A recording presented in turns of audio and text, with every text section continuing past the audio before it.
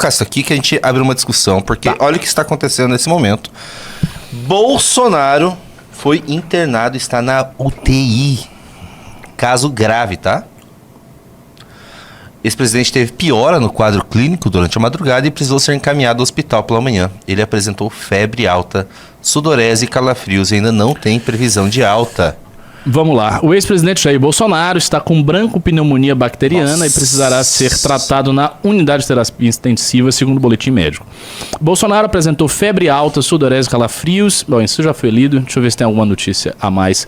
Bolsonaro precisou ser encaminhado para a unidade hospitalar no início da manhã, após agregar, está preso desde janeiro em Brasília, onde cumpre pena de 27 anos e 3 meses. Passa aí, vê se tem algum detalhe.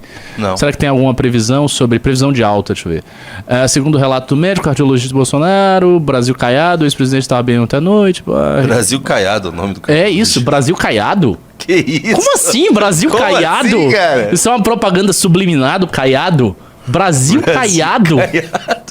Não, isso é inacreditável o nome desse cara. Doutor Brasil Caiado. E aí, doutor Brasil Caiado? Em que o senhor vai votar? Renan... Eu vou votar em Caiado para presidente do Brasil, doutor Brasil Caiado. O Corpo de Bombeiros recebeu o chamado para atender o ex-presidente. Bolsonaro chegou ao hospital. Bom, aí acho que são detalhes. Não tem nenhum parecer médico a respeito do caso, se ele vai sair, do tamanho da gravidade disso aí. Mas assim, isso parece muito grave.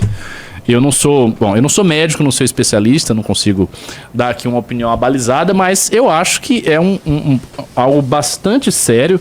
O quadro de saúde de Bolsonaro vem piorando reiteradamente. Aliás, essa tem sido uma das razões pelas quais os bolsonaristas defendem que Bolsonaro não deveria estar preso, porque o quadro dele vai piorando.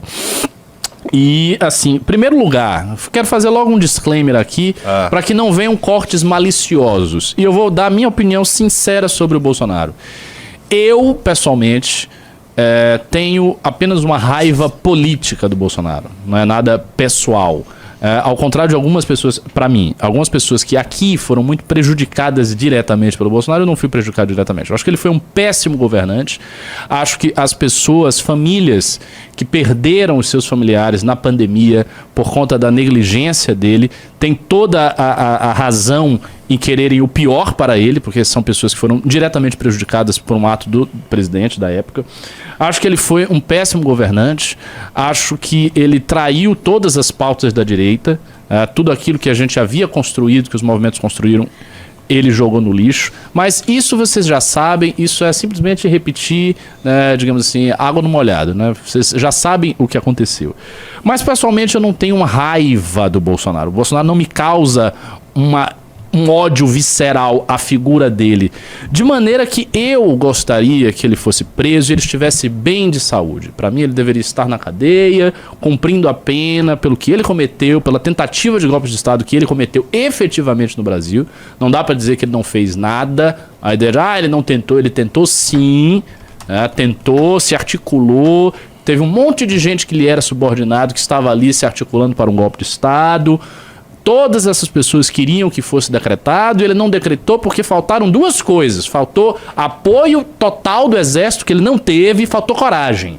Então, assim, faltou coragem, faltou apoio do Exército. Mas ele quis e ele preparou isso aí, que é algo bastante grave. Então, a punição dele é correta nesse sentido. Porém, quanto ao estado de saúde dele, eu gostaria que ele estivesse bem de saúde. Eu queria que ele estivesse na prisão, bem de saúde. Agora eu vou falar um pouco sobre as implicações dessa notícia e as implicações de um eventual falecimento do Bolsonaro. Essas implicações, elas são meio sérias. E eu acho, Junito, não sei se você vai concordar comigo, talvez você discorde de mim, a gente começa a debater aqui. Eu só concordo, você está acertando tudo. Não, para. Mas eu acho... Eu só erro. Se o Bolsonaro vem a falecer agora, e pior ainda, do ponto de vista das implicações políticas, na campanha, durante a campanha, tendo Flávio Bolsonaro como candidato oficializado, isto pode dar a Flávio Bolsonaro a vitória. Olha o que eu estou falando. Isso é uma coisa bem séria o que eu estou dizendo aqui. Eu vou repetir, vou falar. O falecimento de Bolsonaro durante a campanha, se isso acontecer durante a campanha, e se Flávio estiver oficializado como candidato da direita majoritária, pode dar a Flávio Bolsonaro a vitória. O que hoje, no cenário atual, eu considero improvável. Eu concordo em parte. É porque eu acho que depende do momento. Se ele for durante a campanha vir a falecer, eu acho que é difícil.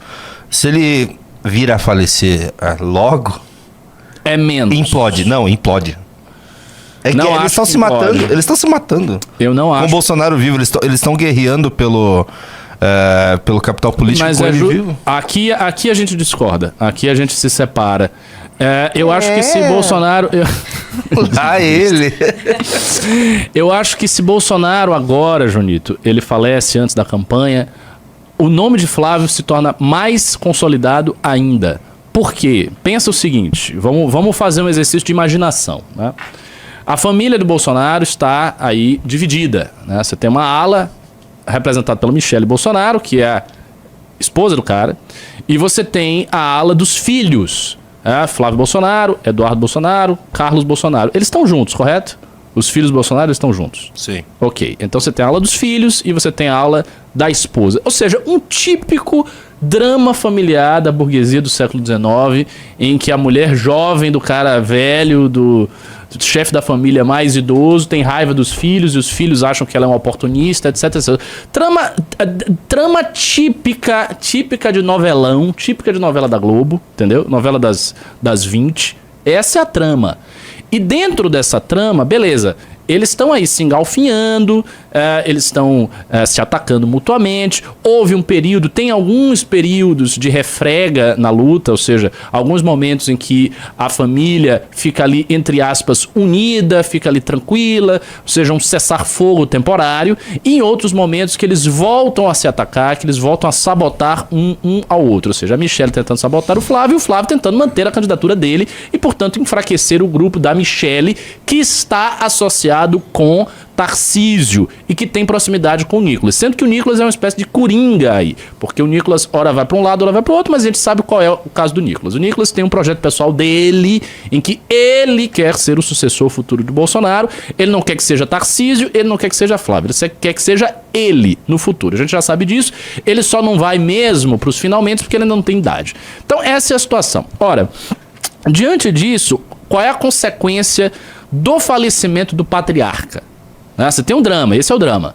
Se o patriarca falece, o que acontece imediatamente? A família entra de luto.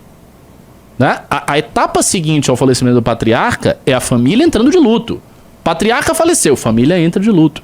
No momento que a família entra de luto, acaba temporariamente o conflito. Ou esse conflito ele vai, mesmo que ele não acabe, ele vai para um plano mais subterrâneo em que ele não pode nem ser expresso, ele não pode nem ser manifestado. Por quê?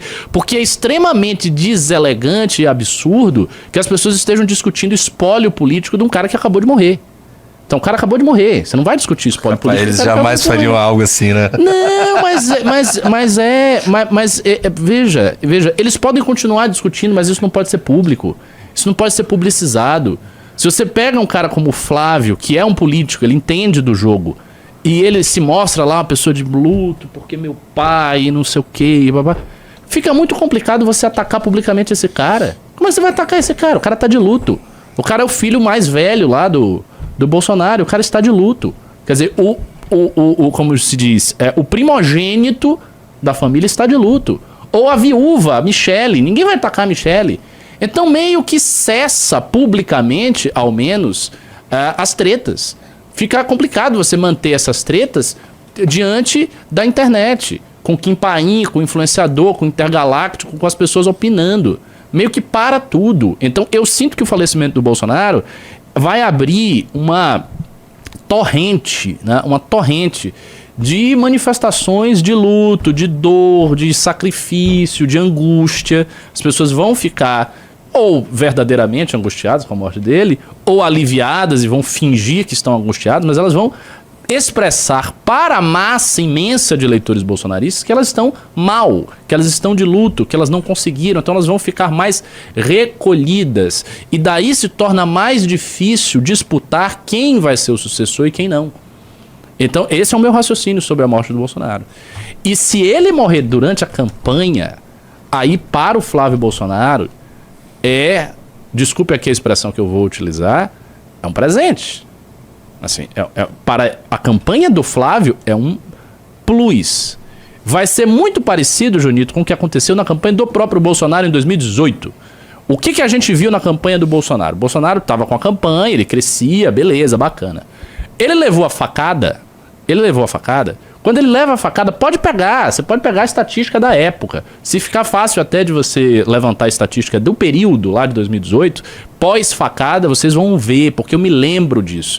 O gráfico estava assim, e aí o gráfico deu uma subida, foi um aclive muito significativo a partir do momento que ele tomou a facada.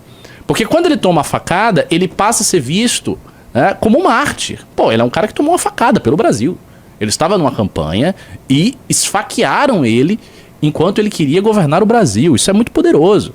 Isso é como o Trump, que levou um tiro lá enquanto estava fazendo o seu comício.